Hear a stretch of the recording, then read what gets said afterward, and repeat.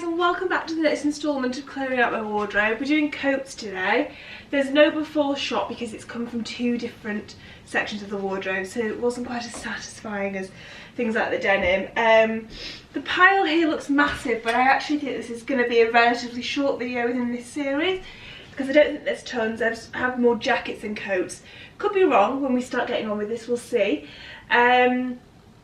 I think I have, there's going to be some that you guys are like, oh, where's that one? I remember you having that one.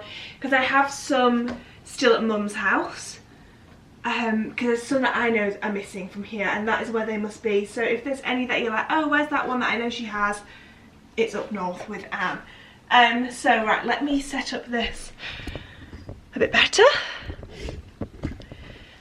Okay, we should be able to get a full length shot in there. My t-shirts from Topshop, jeans are weekday voyage jeans. And let's just start from the top. This is a Acne Trench. I bought this for Testing Basics.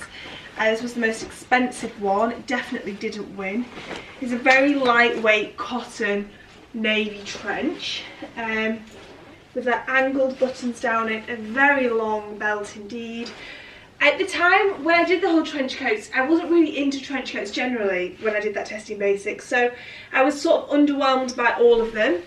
And I think this was actually the only one I still have from the whole series. I can't remember what one at all, but there's one other trench coat in my collection here, which is a newer one, and unless there's some at home, honestly, this Testing Basics has left my head almost entirely. I just remember having this one and keep holding on to this one because it was navy blue more than anything else, and so it felt less like a classic trench, which for some reason was not something I felt comfortable styling at the time. I do still really like it. Still don't recommend it for how much it was. Wouldn't really go and buy a trench at this much money again.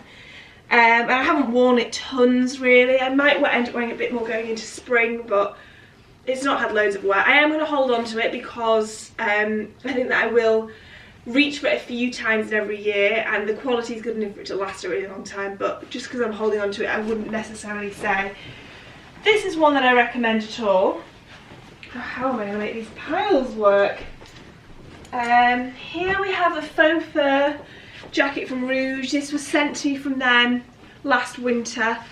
I did really like the shape of it. I still do really like the shape of it because it's a relatively slim fitting Faux Fur jacket.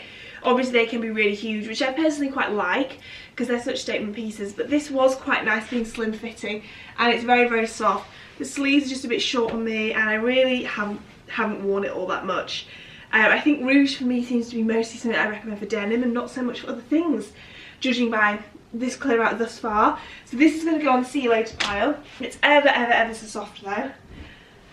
People who've been following for a while might remember this one. This is from Topshop. I've had this since I lived in Manchester, so a few years now, and it was just one of those brilliant finds that sold out really quickly. It's the most amazing khaki green colour, and I have put some outfits together with this jacket. They're still probably some of my favourite outfits ever.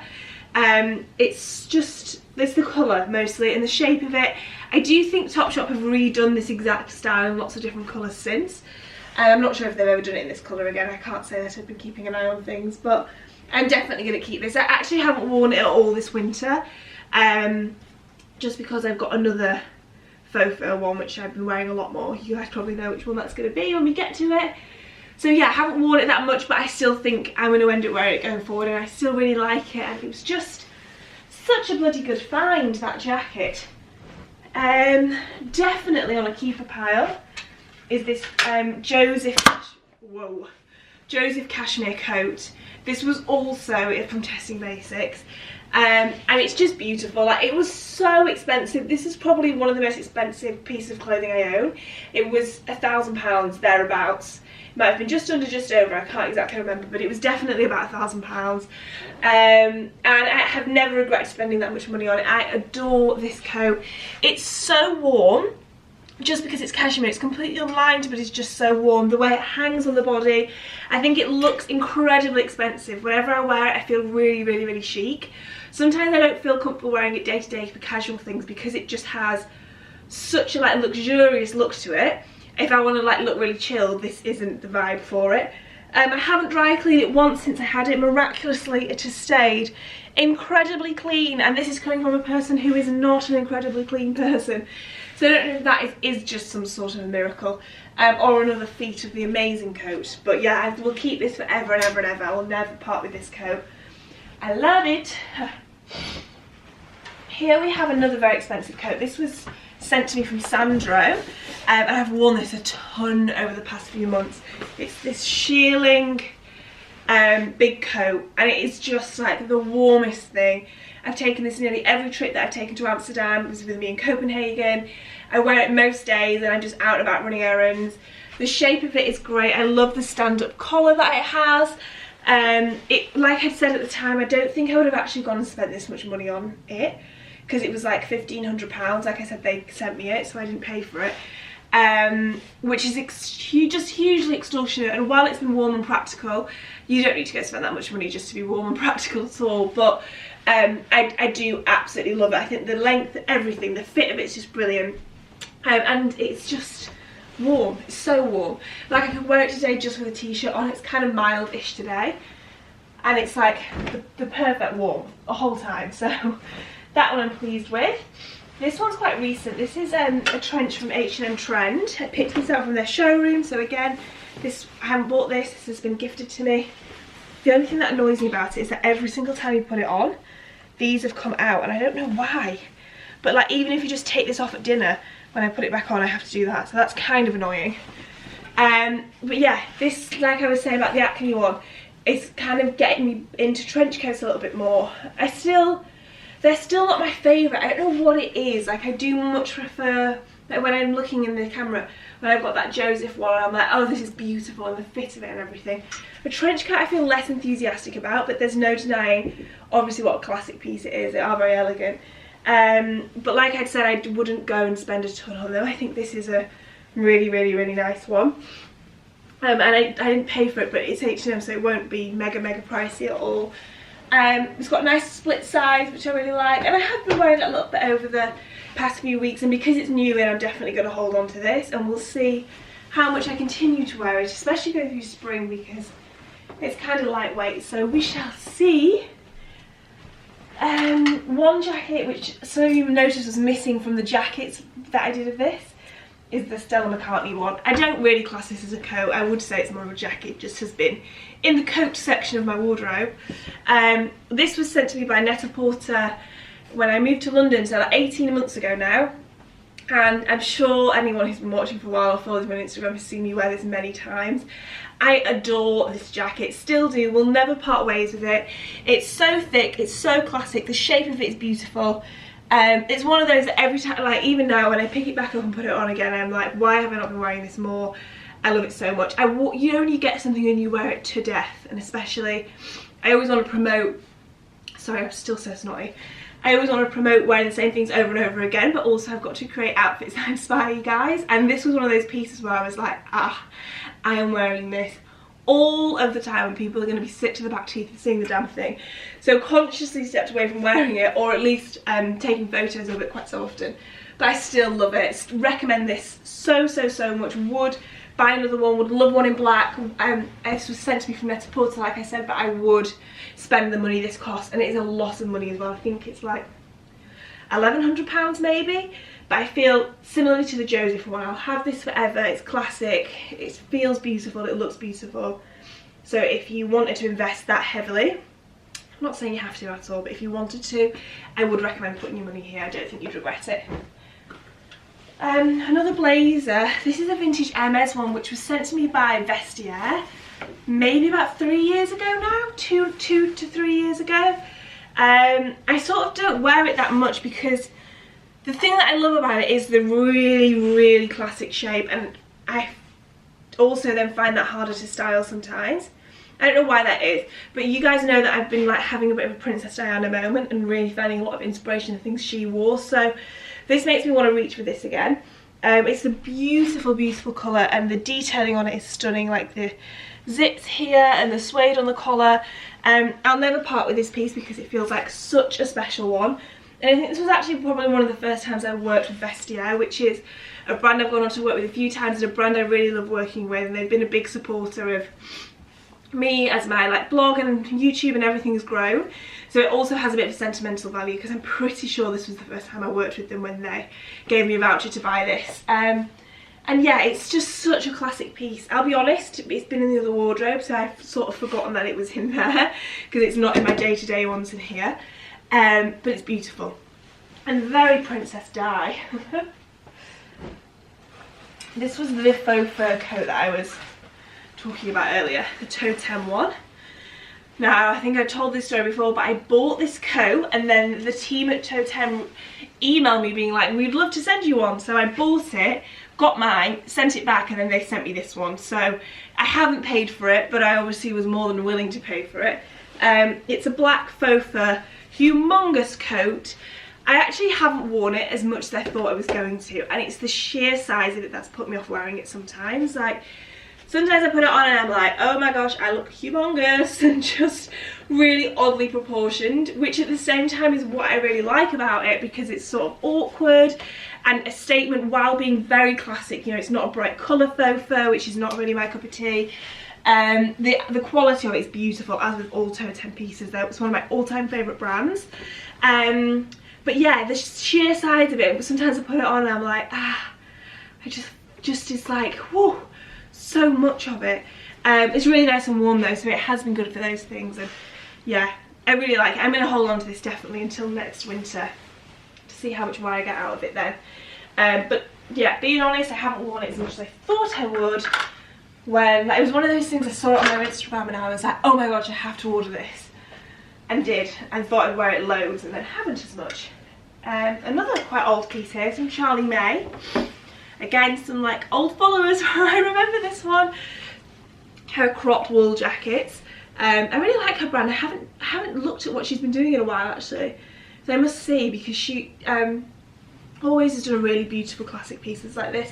And this is a cropped cream wool jacket. Such a classic piece. Now, I know when we went through the jacket section I ended up being like, oh, I've got more cream cropped jackets than I thought I had.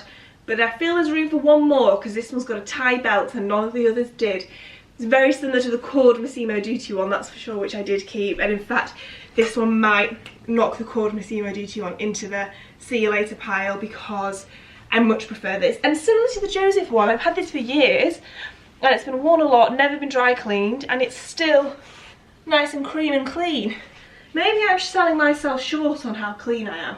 Maybe that's what the problem is, and I'm actually way more organised and pristine than I've ever imagined myself to be. Not likely. Anyone who's watching this who knows me is like, no. Next up we have Under the Stories. Was this part of Testing Basics? My memory is evading me. Could be, you guys might remember better than me. It is this humongous, I always feel like an FBI agent or like Luther when I'm wearing this.